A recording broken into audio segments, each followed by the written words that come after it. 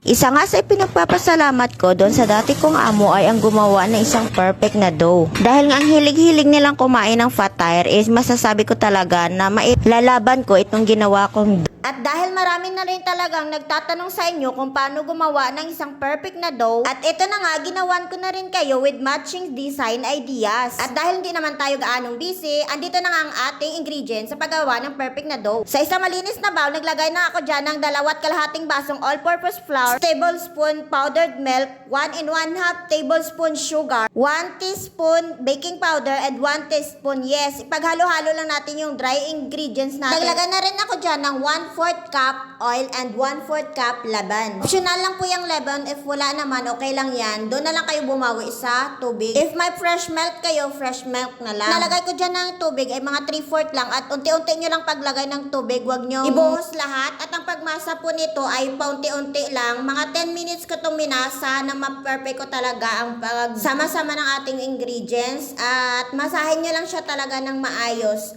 So, matagal talaga ang pagmasa nito nang maging ganito na siya ka-smooth o kakinis. Tapos, lagyan lang natin siya ng oil sa taas at i-cling wrap natin yan. Tapos, i-rest natin yan. Mga 1 oras at ng 1 oras na ito na nga siya. So, dumoble na yung ating flour. Suntok-suntikin nyo lang yan. Huwag nyo na siyang masahin kasi matitigas na siya yan. Tapos, ayan, mag-uumpisa na nga akong gumawa ng aking flour design ideas na merong Nutella at saka yung mayong palaman niya. So, sa Nutella muna tayo.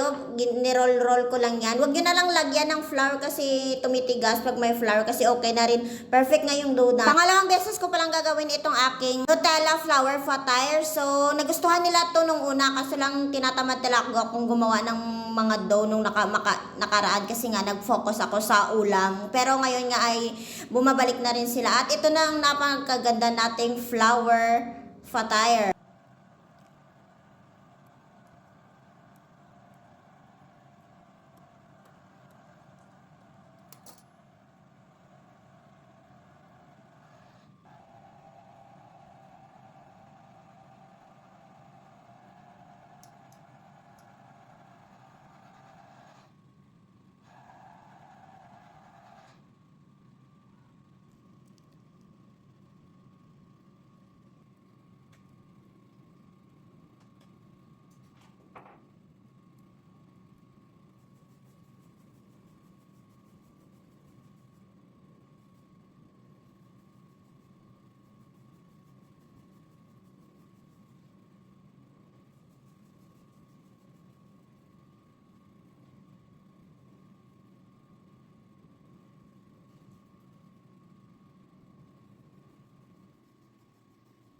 Nag-silent lang ako dyan kasi gusto ko mag-focus kayo sa ginawa kong dough style ideas. So, sana nagustuhan nyo yan. Then, ilalagay na natin yan sa baking pan.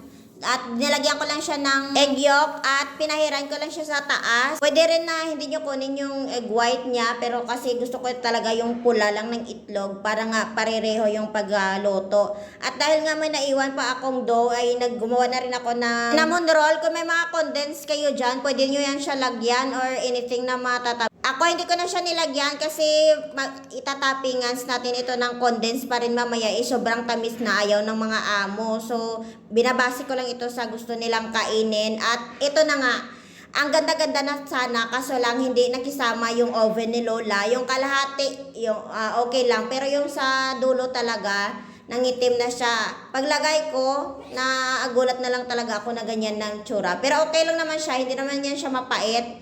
Na over lang siya sa pula. At pinakain ko nga yan kay Lola at nagustuhan niya. Sabi niya, very good daw. O, diba? So, yan. Taste test. So, yun lang. Mga chop-chop. Kung may mga gusto kayong tanong, comment down below lang at aking sasagutin. So, yun lang. Bye!